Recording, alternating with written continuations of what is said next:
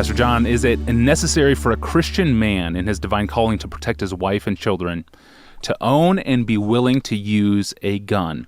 Yes or no? Yes or no? That would be a short... No. Are we done? Oh, no, you're not done. No, we're not done. I've got thoughts about this. There are at least 4 reasons I would discourage people from owning firearms for the purpose of self-defense. I'm not talking about hunters here, okay? Leave that for another issue. The conclusion I come to here, I don't put on everyone else. I'm bearing testimony here, not prescribing, okay? I'm telling people why I do what I do and see whether it commends itself to them. Here are the reasons. My human heart, or I could say the human heart, is vengeful and quick to anger. James 4 tells me this is really bad. Be slow to anger, quick to listen. I don't think I'm holy enough to own a gun and use it in a Christ-honoring way. I am really quick to think payback. And that's unbiblical and unchristian, and I have to subdue it, and I don't want a gun in my hand while I'm making that battle.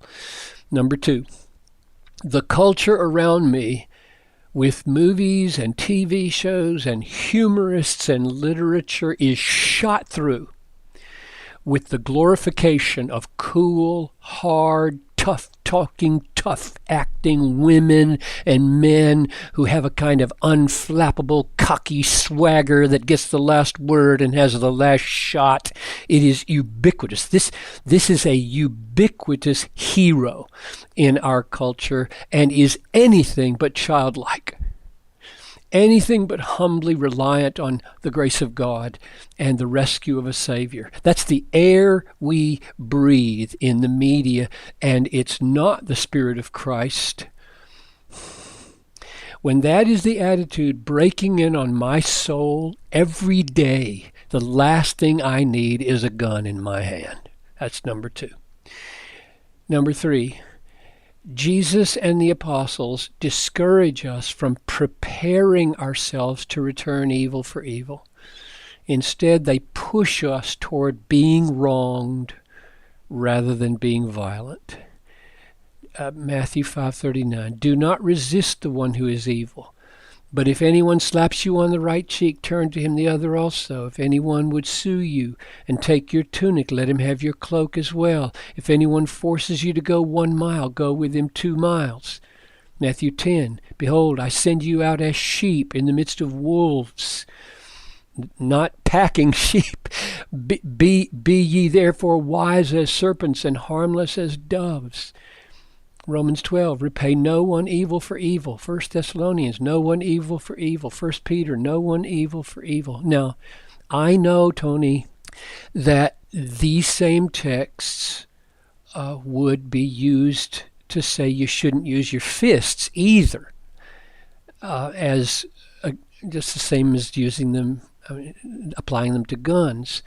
So the person would ask me, so are you saying don't do anything to protect yourself or your family? And my answer is, these texts describe a real way of loving people and glorifying the all-satisfying, all-sufficient Christ. They are one form that love takes, a very powerful form. A form that Jesus chose almost all the time, a form of love that we don't have enough of. I don't have enough of in my heart, and we don't have enough of in the world. Our flesh is all wired and hair-triggered to go the other direction than these texts.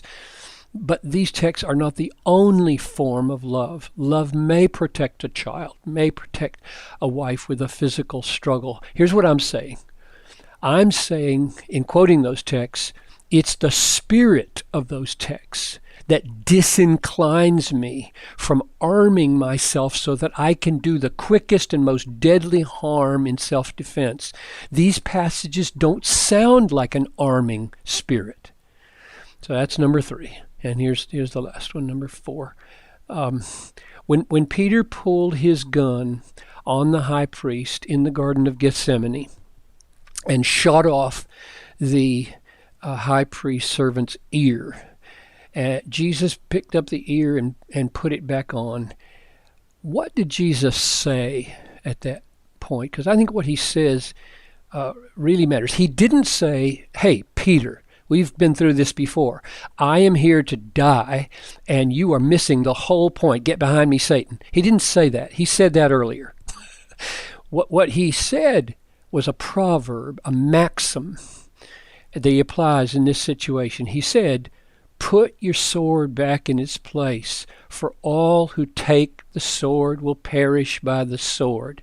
That's a little proverb, and proverbs have a general truth. They're not absolute, not everybody to the last man, but it's a general truth. All who take the sword will perish by the sword. So what does he mean? I think he means something like the mindset that plans to save its life by killing is not inviting the protection of God, but the violence of man. I think that's what Jesus means when he says, all who take the sword will perish by the sword. The mindset that plans to save its life by killing is not inviting the protection of God, but the violence of man. So, Tony, my response to, for what it's worth, and this is testimony, not prescription, has been to live in the inner city of Minneapolis for 33 years, raise 5 children there, surrounded by petty crimes and some gunshots and a little bit of a break-in, and never to possess a firearm, nor do I ever intend to. God has protected us, and I believe he will. But as I see it now, I would rather be killed than to kill. For me, that would mean instant joy, but if I killed him, it might be instant hell. I'm ready, and he may not be. That is a very sobering perspective on it all. Thank you, Pastor John. And I can imagine we will be getting some follow-up questions about non-lethal force. And so if you want to ask Pastor John questions about rubber bullets or tasers, please email those questions or any questions to us at AskPastorJohn@desiringgod.org. We'll be back tomorrow to ask whether or not there's such thing as free will. I'm your host, Tony Reinke. We'll see you tomorrow.